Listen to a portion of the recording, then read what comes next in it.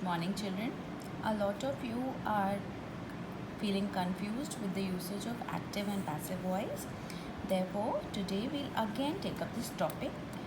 To begin with, children, we'll go stepwise. So today we'll do active and passive voice in simple present tense. Children, whenever you say a sentence, it is either an active voice or a passive voice. Now we'll begin with how can you recognize sentences that are in active voice. To begin with, let's read a sentence. Avika loves coffee. Now children, as we all have already read, every sentence has a subject, a verb and an object. Avika loves coffee. Subject, doer of the action, Avika. Action, loves. Object, coffee.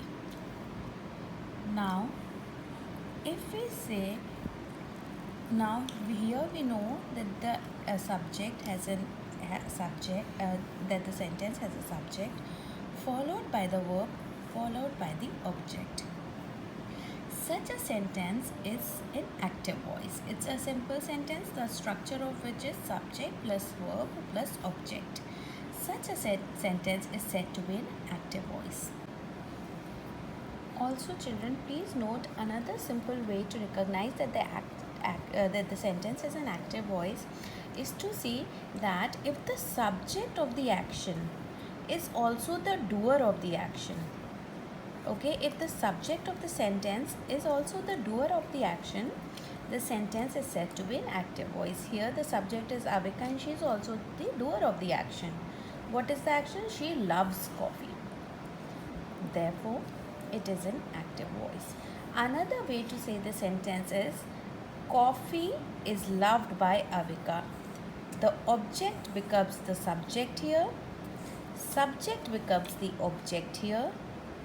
The simple present form turns to the past participle form, and before the object you put by. The preposition by is put here. Such a sentence is said to be in passive voice if the subject is the receiver of the action and not the doer. If now here in active voice the subject has to be the doer of the action, whereas in passive voice the subject becomes the receiver of the action and no longer remains the doer of the action. Another way to construct sentences as passive voice is you make the subject the object becomes the subject, the present form of the tense is changed to past participle form, and before the object a by is put.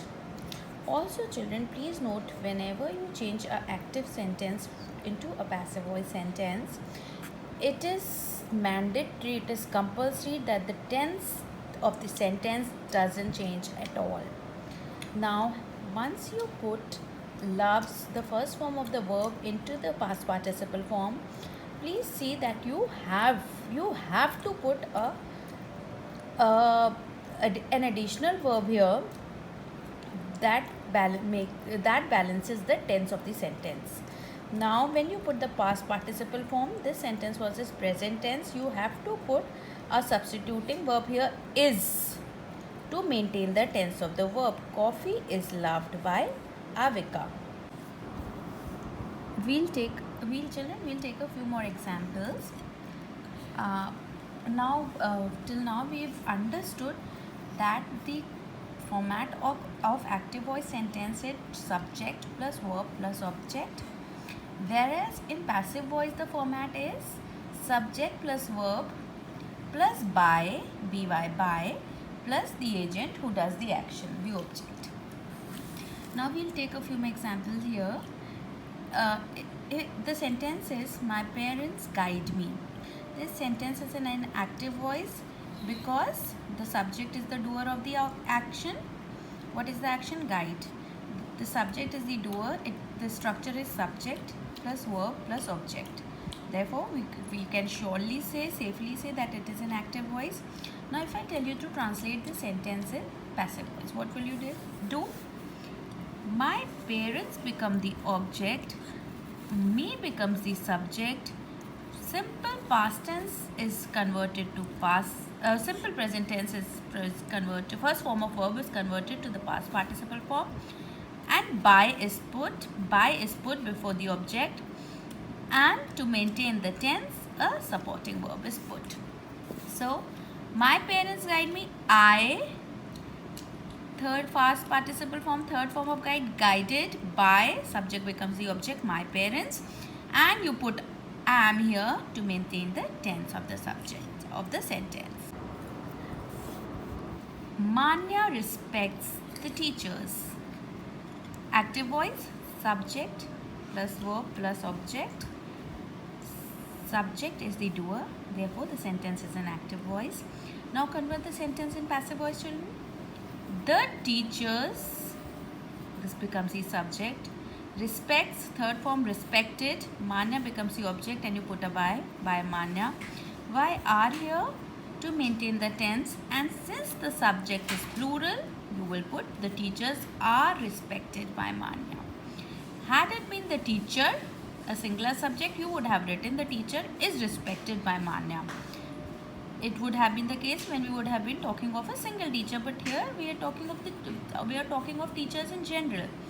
So the teachers are respected by Manya.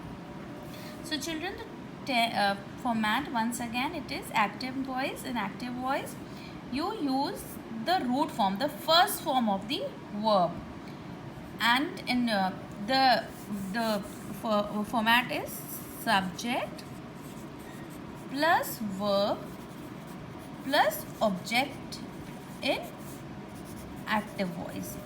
Okay, and always remember in active voice the first form of verb is used, guide, respects.